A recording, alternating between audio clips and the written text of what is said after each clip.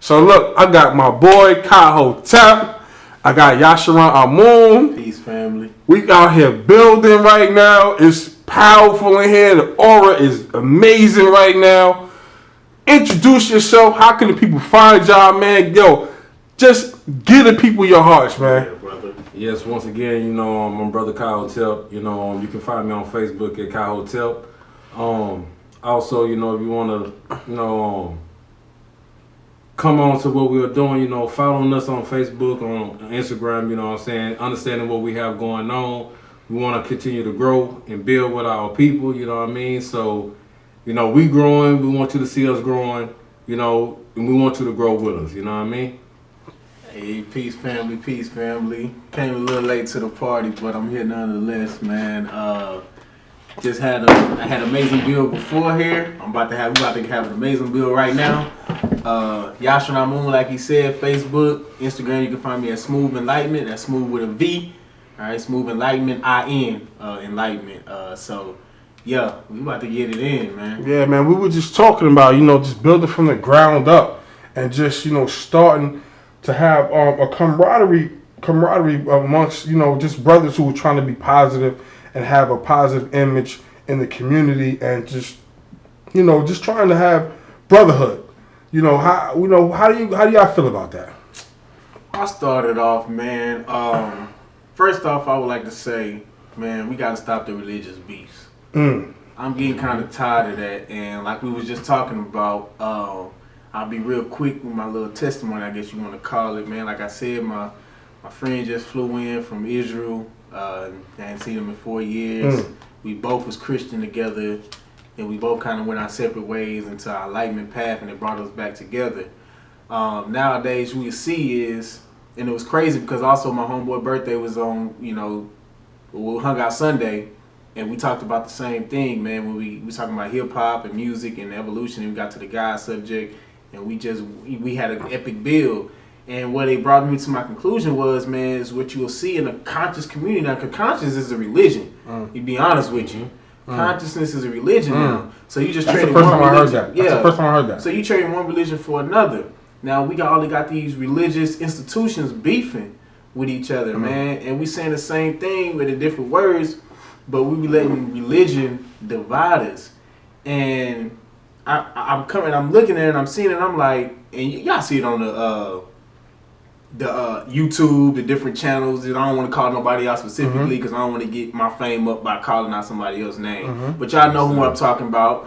Where you see the beefs going on, and it's like, what are the results of that? Are we building from that? Is that really creating a establishment of brotherhood? Because really, all I see now is I see the religion institutions that are creating division. And I see new forms of gangs. That's what I see. So you basically because I see cats coming into consciousness now, quote unquote consciousness, and it's like, if you not down with the Comedics, you know what I'm saying? Well, it's F you, dog, and we gonna ride on you. You not down with the Hebrew Israelites? We down, man, F you, dog, we gonna ride on you. You know what I'm saying? You not down with this squad or that squad or whatever, the Muslims, or you know what I'm saying, different certain sects, we riding on you because our information is right, our information is wrong. So instead of joining the Bloods and Crips now, they join a different sects of conscious religious institutions. And we can't have that, man, because now we just banging on each other in a different way. So let me just jump in and say this. So for us not to be hypocrites, what we need to do is, from this point on, because we connected on as Kemet followers. But so we don't be hypocrites, we need to go out and reach out to our Hebrew Israelite brothers, to our Christian brothers, to our Muslim brothers, at least add 2 more brothers into this equation who do not subscribe to the Kemetic science, and show that we are here for unification only. You're not here to bang on anybody else. So we don't be hypocrites. Right. So the next time we do videos, we should have at least a Hebrew Israelite brother here, or a Christian brother here, or a Muslim brother here, so we can show that unity can be achieved in the conscious community. No doubt. I definitely agree with that, because they need to see how, especially black men, deal with each other when they have different views. You know what I mean? To see that, these are 2 black men, or even 2 black women that have different views or looking at things totally different, or even us having a dispute. But we can have our differences without no violence being involved. Like the media portrays us like this is the only way black people know how to deal with each other. You know what I mean? I believe that when we start getting into the truth and having an understanding of ourselves, then they will eliminate all the different types of way that we do deal with each other, like coming from basketball wise or love and hip hop, where every time you have a discourse with somebody, it got to be a whole bunch of B's and MFs and all this and that. Somebody trying to fight somebody, bust a head with a bottle, things like that. That's just the propaganda that's being put out, and the people are looking at these things over and over and over. It's going into their subconscious mind. And then when they do have a conflict with somebody, they're going to act out what they've been looking at over and over, not realizing that this is just entertainment. You know what I mean? These people, we're not going to deal with nobody if we have a conflict with them for, if this is the 5th season, this is 5 years. You know what I mean? I've been dealing with this person like this for 5 years. We always have an argument, and you're not going to must deal with them. They not even must having that understanding, man, we don't even must deal with people like that. Right. So, we have to understand that, when you are able to see people coming with different belief systems, because when you tamper with that is a person everything. You try to take a Jesus from a Christian, they feel lost, like life is over with. You know what I mean? But if you can come see people come in with different belief systems and have a scholarly debate, you know what I mean?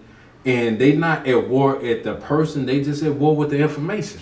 You know what I mean? I still love that person as my brother or as my sister, you know what I mean? But we just are talking about the information, and at the end of the day, we all trying to figure out what's best for our people.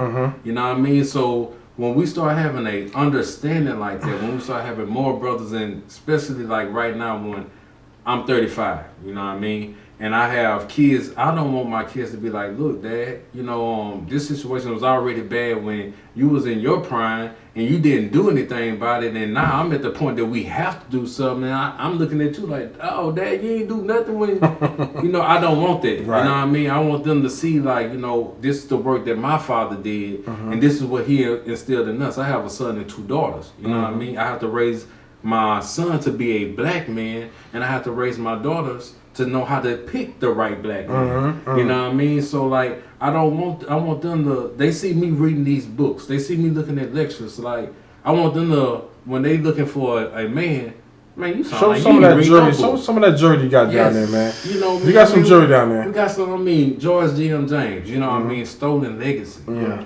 We was just talking about almost, them councils. Right. If you want to understand the councils, these 2 joints right here. Okay. They're going to break you down from the Council of Nicaea, the Council of Ephesus, the Council of Justice thing, and it breaks it down. There we you go. know what I mean? And this is documented history. So look, somebody who's not aware of this information, right? What is a council? What does that have to do with me as a Christian? What is a council? What is that? I mean, it's going to break down to you how these things came about. Okay. You're going to understand that Constantine, seeing that he could control more masses of people of after he accepted Christianity, because you got to understand he was up on the Mitra before that, and then before Mitra you had Serapis. I know I may be saying names that you may not know right now, but this is what happens when you start looking for the fingerprints of history. Let me make it easy. Let me make it plain for you Christians that probably didn't catch that. Constantine said in Psalms 82:6, ye are God's children of the Most High, but ye will die as mere mortals. What he just said right there was that he knew he could control the people with religion, is because he knew that your history would show you what you were. But he wanted control of that, so he said you will die as mortals. Why? Because he was going to take control. You know what I'm saying? He was going to form who God was for you. He was going to tell you who God was. So what you telling me is the Christian faith was brought about to the people through fear. Fear. Why? Fear. Because, and this is not, we're not banging on our Christian brothers and sisters. Right. But what I'm trying to tell you is that if you look at the story of Christ and you look at whether you believe it was mythos or real, if you just analyze the story, Christ never told you to be a Christian. If you look at John 10:34, when he references Psalms 82:6, he says, ye are God's. He said, is it not, the Pharisees came against him. And he said, why do you call yourself God? He says, is it not written in your law, ye are God's children of the Most High? Then he goes on to say, do not believe me. This is Christ talking. He says, do not believe me. Believe the works of my Father. Believe the works that I do that of my Father.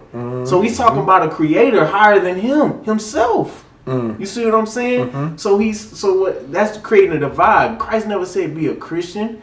He says follow me. He says I follow. He said me and the Father are one, because he knew he was part of creation. So my question to you guys is, why aren't preachers teaching the flock, their congregation, these things? Why don't you hear these kind of teachings from the pastors? Well, they can start by looking at a video that I seen you do. Starts with that 501c3. Ooh, you know what I mean? It starts right there. You see my 501c3 video? Yes, sir. Okay. Yes, sir. Okay. All right. I got a lot of respect for this man, brother. Okay. Yeah. Wow, I did that video a while ago. Okay, cool. So like, and you starting to understand that there's some things that they can talk about and some things that they can't. You know what I mean? So like, when we start having the situation that our people are only getting certain parts, they keep the pastor in control of their congregation. They keep them coming back. You know, they're going to continue to pay their tithes. They're going to continue to put money in their offering plate. You know, if you start telling them the truth, you know, then you're going to lose a 501c3. You have taxes that you have to pay now. You know, you're not getting as much money as you was collecting from your church. You know, so you have to ask yourself, you know, if this is the word of God, if this is his word that he wants his people to understand, why do your church have that 501c3 then? Why are they going to let an outside entity come in and tell them what they can and what they cannot preach about? And if you want to understand what 501c3 is, go to my YouTube channel. It is Sonny Nisut, SonnyNisut, on YouTube, and I explain what a 501c3 is. So a lot of you don't know what that is, so I had to throw that plug in real quick. But go ahead. Man, to piggyback on what he said, man, if you start teaching a body of people, a group, that they don't have to tithe to receive the idea, concept of heaven, if you teach them that they don't have to read Sunday school scriptures, if you teach them that they don't have to sing in the choir, if you teach them that they don't have to go to altar call, things of that nature, they're going to stop coming to church. You need a steady, just like a job, a company or corporation needs a steady flow of customers to come in weekly to make their money, the same way with the church. So you got to find something to bring the people back weekly. So what you're telling me is collecting the money becomes more important than actually giving to people true knowledge and understanding. True to them. And it's not just the Christian church. Again, we're not banging on our Christian brothers and sisters. This goes for any religious institution that has a building or setup that requires you to come back on a consistent basis to give, especially if it's monetarily. You know what I mean?